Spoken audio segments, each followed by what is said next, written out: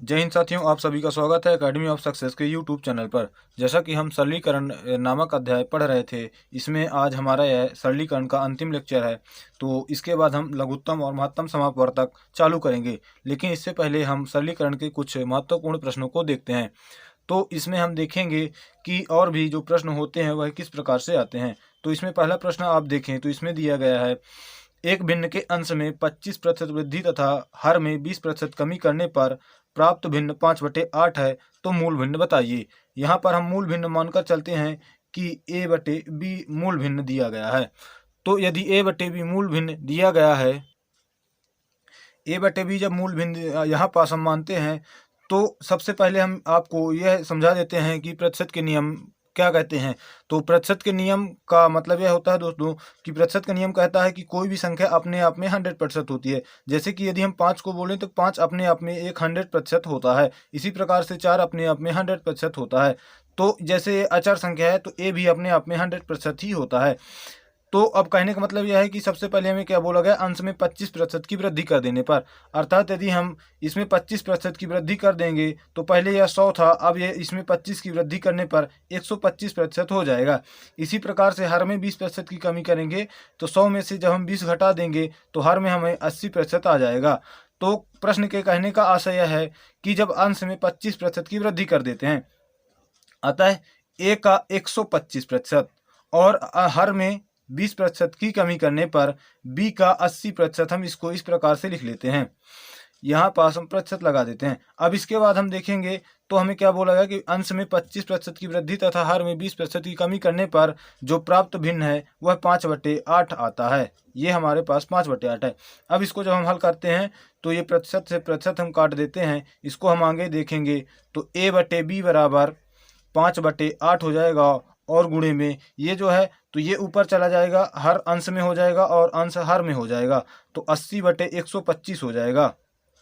अब आप देखें तो ये 8 दहम 80 हो जाता है। ये 5 से काटेंगे तो 25 हो जाएगा, और इसको 5 से काटेंगे तो 5 दूनी 10 हो जाता है, और 5 25 हो जाता है। तो इस प्रकार से आप देखेंगे तो 2/5 आपका उत्तर आ जाता है। अर्थात वह मूल भिन्न जो है वो 2/5 है।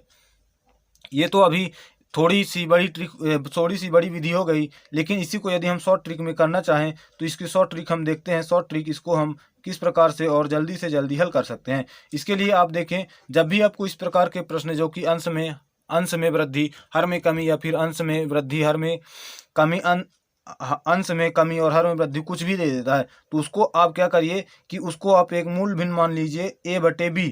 उसके बाद आप डायरेक्ट बराबर कर दीजिए, जो आपको प्राप्त भिन्न दिया होता उसको आप लिख लीजिए 5/8। उसके बाद गुणे में, जैसे कि यहाँ पास अंश में 25 की वृद्धि बोला है तो आप हर में 25 की वृद्धि करेंगे तो 100 + 25 125 हो जाएगा।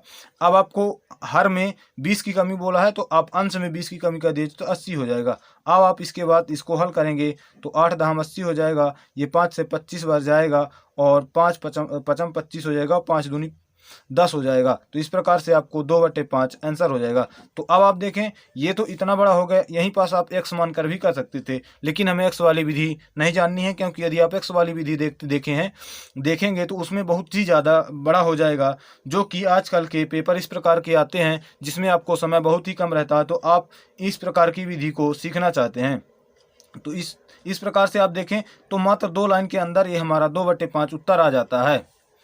अब इसी के आगे हम दूसरा प्रश्न देखते हैं दोस्तों। उससे पहले आप देख लीजिए कि यदि आपको यह वीडियो पसंद आ रहा हो तो हमारे वीडियो को लाइक जरूर करें और हमारे चैनल को सब्सक्राइब जरूर करें। अब आप इसमें दूसरा प्रश्न देखते हैं, यदि एक संख्या तथा उस संख्या का 3/5 दोनों का अंतर 50 हो तो हमको संख्या बतानी है।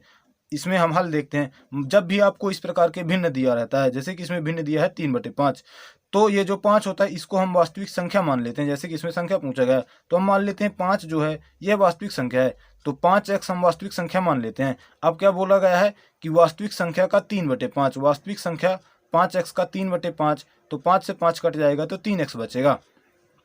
अब प्रश्न क्या बोल रहा है दोस्तों कि एक संख्या तथा उस संख्या का 3/5, संख्या क्या मानी हमने 5x मानी, उसका 3/5 क्या है 3x है, दोनों का अंतर क्या बोला गया है 50 बोला गया है। तो अब आप देखें तो 2x बराबर 50 हो जाएगा, तो x बराबर 25 हो जाएगा। x बराबर 25 कैसे हो जाएगा, 2 यहाँ हो जाएगा तो ये 25 हो जाएगा।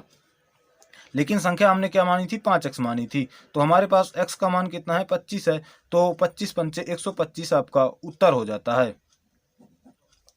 तो इस प्रकार के प्रश्नों को आप जब भी इस प्रकार के भिन्न आपको दिया रहता है, उसमें कोई भी संख्या दी होती, जैसे कि एक संख्या इसमें पूछा गया है, तो आप हमेशा हर वाली को वह संख्या मानकर हल करेंगे तो आपको आसानी होगी। इसमें भी यदि आप केवल x मानकर करते, जैसे कि मान लीजिए आपने माना x कोई संख्या है, उसका 3/5 आप करेंगे, 3/5x आएगा, फिर अनुपात के नियम के अनुसार करेंगे तो वो थोड़ा बड़ा हो जाता है। इस प्रकार से आप डायरेक्ट जो हर दिया रहता है उसको वही संख्या मान लीजिए, उसमें x या कोई भी अचर लगा करके उसको आप हल कर सकते हैं।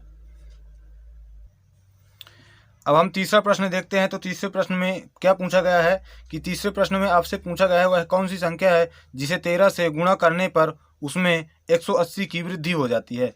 तो जब भी आप इस प्रकार के प्रश्नों को पढ़ें तो आपके दिमाग में तुरंत आना चाहिए कि जैसे ही वृद्धि बोला है तो कहा यह गया है कि यदि हम उसमें 13 का गुणा कर दें, कोई संख्या है जिसमें हम 13 का गुणा कर दें तो 180 की वृद्धि हो जाती है।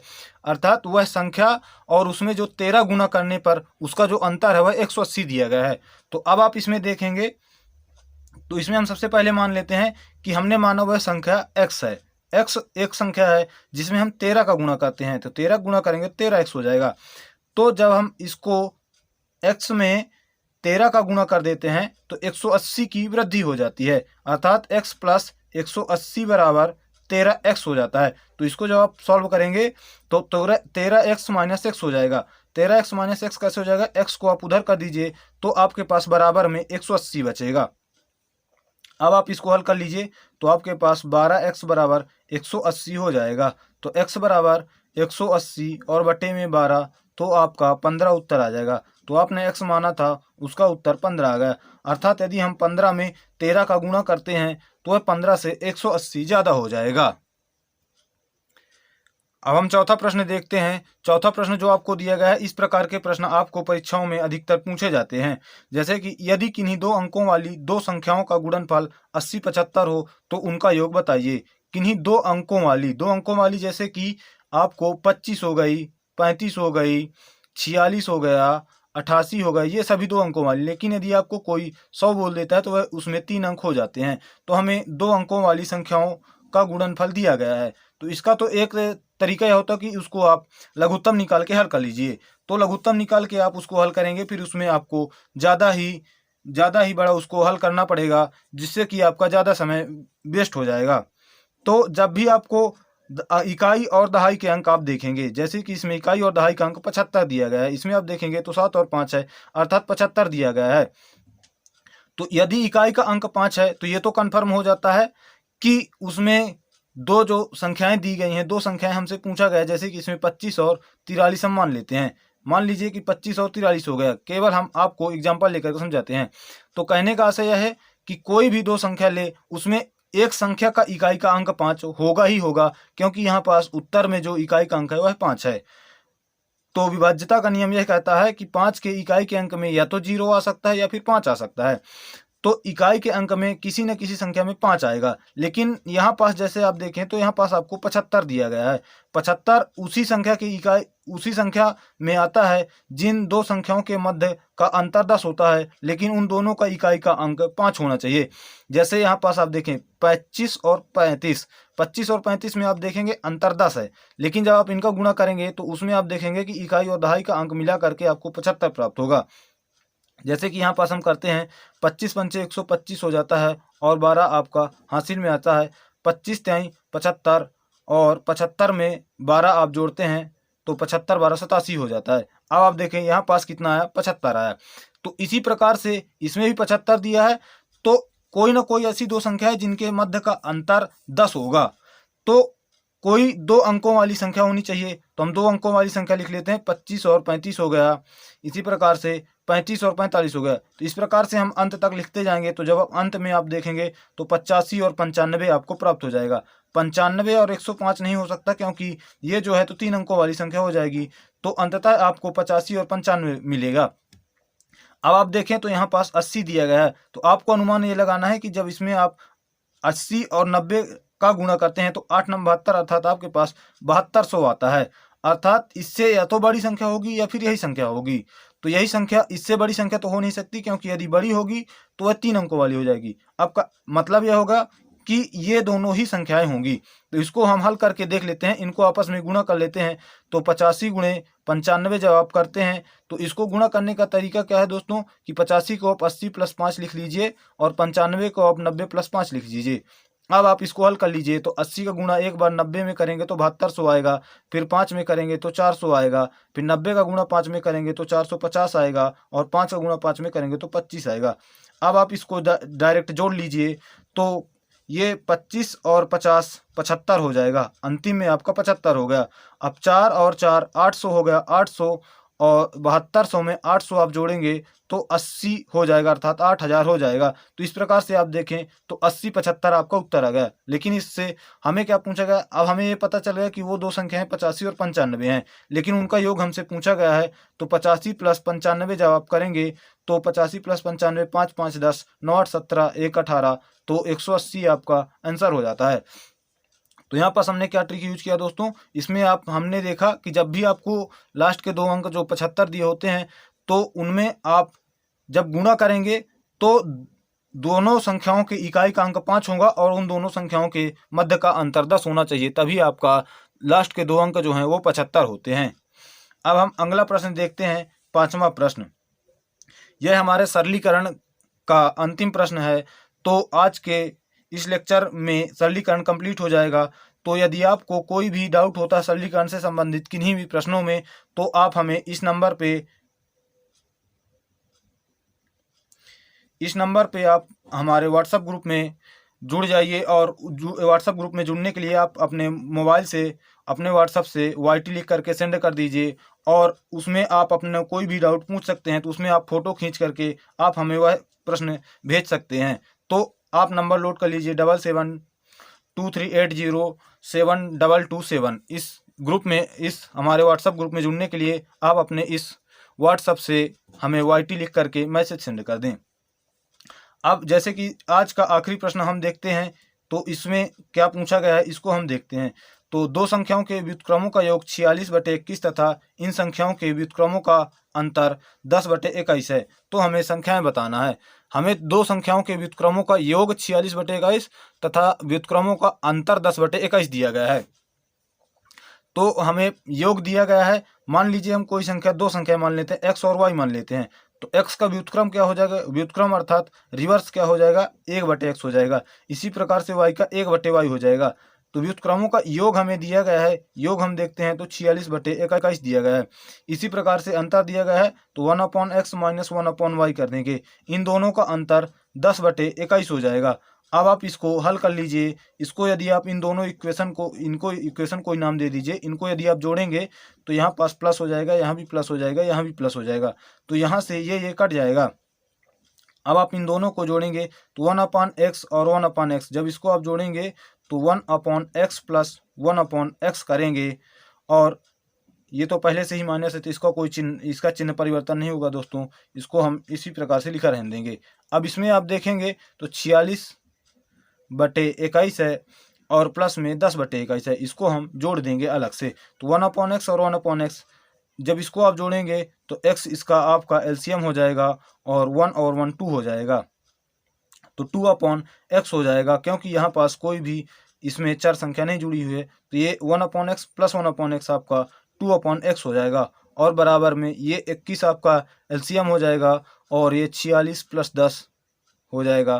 तो 2/x बराबर 56/21 हो जाएगा। 2 से आप 56 को काट देंगे तो 28 आ जाएगा। तो 1/x बराबर आप देखेंगे तो 28/21 हो गया। लेकिन इसी को जब आप x का मान निकालेंगे तो x बराबर आपका 21/28 आ जाएगा। अब इस x की वैल्यू आप इक्वेशन फर्स्ट में रख करके इसको हल कर सकते हैं। इसको जब आप हल करेंगे तो इसमें आप देखें तो 7 × 3 = 21 हो जाएगा और 7 × 4 = 28 हो जाएगा। तो आपका x का मान 3/4 आ जाएगा। तो अब आप इसको यहाँ पास रख दीजिए इक्वेशन फर्स्ट में। 3/4 + 1/y बराबर 46/21 हो जाएगा। तो 1/y बराबर 46/21 और ये माइनस में हो जाएगा तो 3/4 हो जाएगा। यहाँ पास आप देखेंगे कि x का मान 3/4 है और यहाँ पास हमने 1/x का मान रखा है। तो आप देखेंगे कि इसका मान 4/3 हो जाएगा, क्योंकि 1/x का मान जब आप इसको काटेंगे तो 7 चौक 28, 7 तरीके 21 हो जाएगा, 4/3 आपको 1/x का मान हो जाएगा। तो यहाँ पास 4/3 हो जाएगा। अब आप इसको एलसीएम निकाल के इसको हल कर सकते हैं। इसका एलसीएम 21 और 3 में अब देखें तो 3 के पहाड़े में 21 आता है कि नहीं आता है, तो 7 बार में आता है। तो 1/y बराबर 21, तो इसका एलसीएम हो जाएगा। अब ये तो 21 है, तो 21 एक कम 21 हो जाएगा, तो ये 46 हो जाएगा। -3, तो 3 के पहाड़े में 7 बार में आता है, तो 7 तरीके 21, 3 सते 21, तो 7 का गुण हम इसमें करेंगे तो 7 चौक 28। जैसे कि हम भिन्न वाले जोड़ और घटाने के नियम से इसको हल करेंगे। अब आप देखें तो 1/y का मान 46 में से 28 घटाएंगे तो 16 में से 8 जाएंगे तो 8 बचेगा, और 3 में से 2 जाएंगे तो 1 बचेगा। तो अब आप देखेंगे कि आपका 18 बचता है और बट्टे में 21 हो जाता है। इसको जब आप 3 से काटेंगे, 3 18 और 3 सते 21 हो जाएगा। तो 1/y का मान 6/7 हो जाएगा। तो y का मान आपके पास 7/6 आ जाएगा। 1/y का मान 6/7 है, तो y का मान आपका 7/6 आ गया और x का मान आपका 3/4 आ गया था। तो इस प्रकार से ये दोनों आपके उत्तर हो जाते हैं।